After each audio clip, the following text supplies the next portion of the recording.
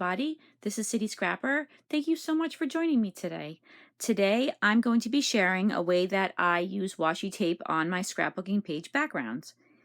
If you're like me, you might have purchased quite a bit of washi tape that you really like and you really wanted to use, and it might have sat in your stash because you weren't really sure how to use it. So this is one idea for you on how you can get some of that washi tape onto your scrapbook pages. So you can see that I use the washi tape in the background, and I'm going to show you how you could use it very easily in a few minutes. First, I'm just going to show you these 3 layouts that I made using the washi tape. I used my Silhouette Cameo to cut out the shapes that I'm putting the washi tape behind, but you don't have to use a die cutting machine. Of course, if you have your Cricut or a Silhouette Cameo, those are great and very easy to use, but if you don't have those, it's very easy to cut out a basic shape, a bat or a cat or a crow or a raven. These are not complicated shapes, so that's another option if you don't have a die cutting machine. And on these pages, I stitched around the outside where the background and the washi tape join, and I used 6 strands of black embroidery floss, and I'm going to be showing you in a little while another way that you can get this separation between the 2 parts of the background without having to stitch all the way around if you want to. The stitching does add some nice texture to the background, but I'll show you there's another way that you can do that. First, I'm going to go through these layouts. They are Halloween layouts. I do scrapbook a lot of Halloween pages each year. I've mentioned in some of my other videos that my family likes to go to Salem, Massachusetts in October. We've gone there for the past 4 years, and we won't be going this year, but in Salem, they generally celebrate Halloween in a very big way in October. So I have tons and tons of Halloween photos. Of course, you could use any washi tape and any photos you have and do the same thing. So just showing you the layouts quickly.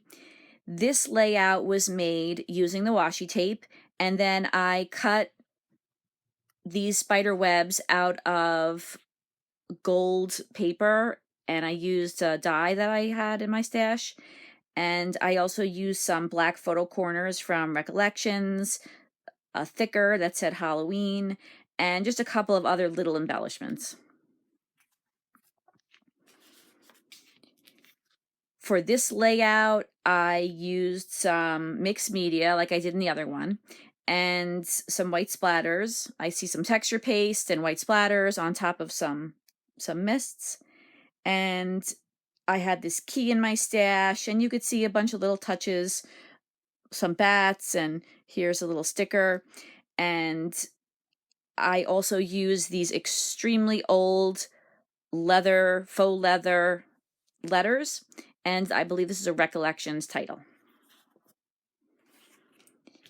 And in this layout, I use a darker background, this marbled black background, and I use some gold texture paste through a spiderweb stencil, and again, just a bunch of little touches and some items that I had in my stash.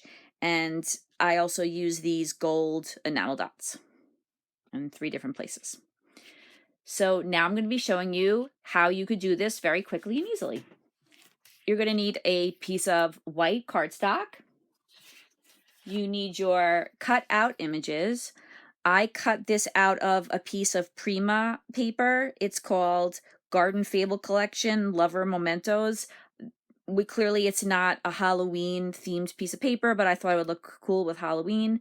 And I cut it out of this paper, and I also cut it out of this white paper, and I'm not sure which one I'll prefer once I put the washi tape behind it, but I thought I would just cut it out in white too, just in case. I can always use it on another layout if I don't use it on this one.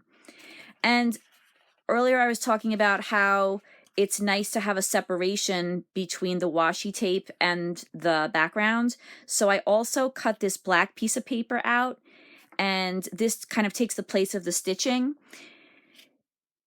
On the Silhouette Cameo, there's a function where you can do an internal offset, so I did a very small internal offset.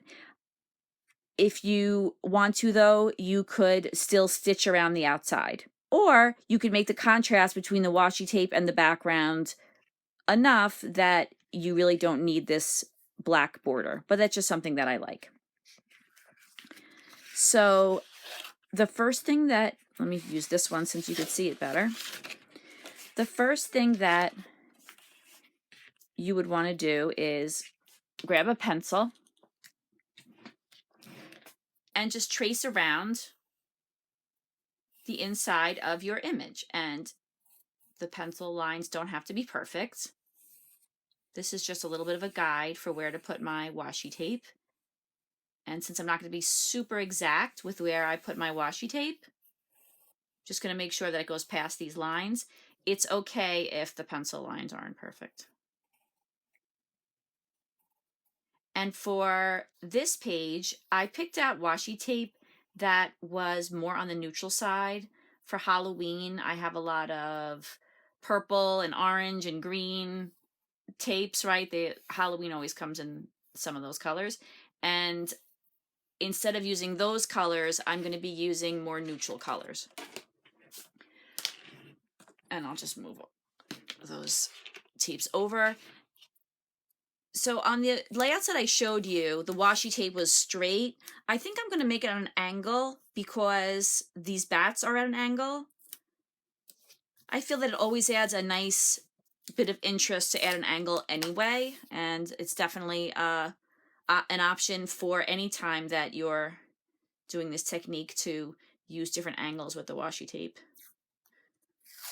So this is super simple. I'm just using the washi tape to cover up that pencil background. Just making sure that I go all the way past the pencil anywhere in this line. And that's super simple.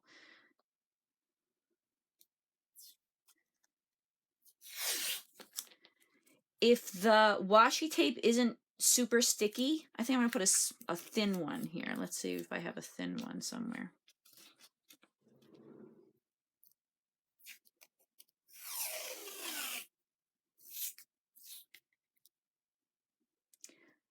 And if you're putting your washi tape down and it's not sticking too well, you could always put a little bit of adhesive, of some glue or ATG adhesive behind the washi tape to help it stick. These seem to stick pretty well, but some of the washi tape doesn't really stick too well. This one has a little bit of paper behind it.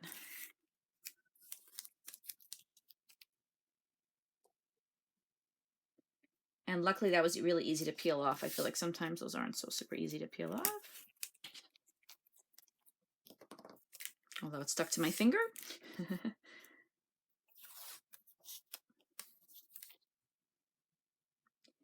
And I was thinking that I don't mind covering up that little tiny bat. It's so tiny that I'm not really concerned about the direction of the washi tape. But I think when I get up here to that bat, I'm going to angle the washi tape in the opposite direction. So this is, you know, super simple to do this.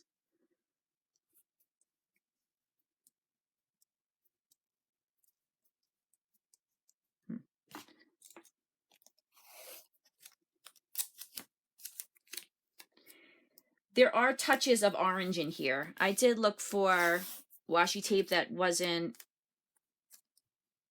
I think I'm going to use a different one there. I did look for washi tape that wasn't super colored. There weren't a ton of different colors on it, but there are some colors. I didn't have all black and white.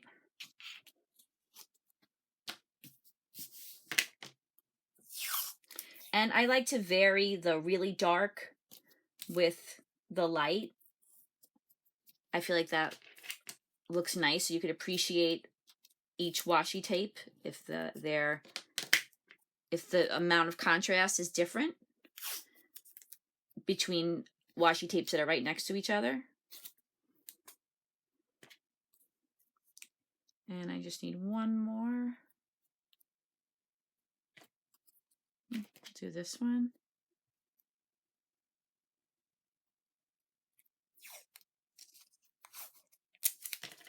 I'll put this right over here.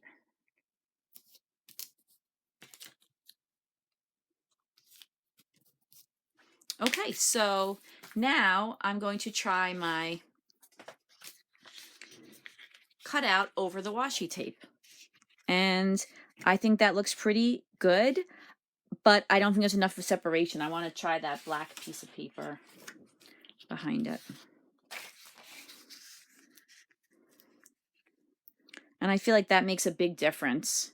Now I'm also going to try the white piece of paper and see if I like that better. I'm not going to complete the page right now. I just wanted to show you how you can go about doing that.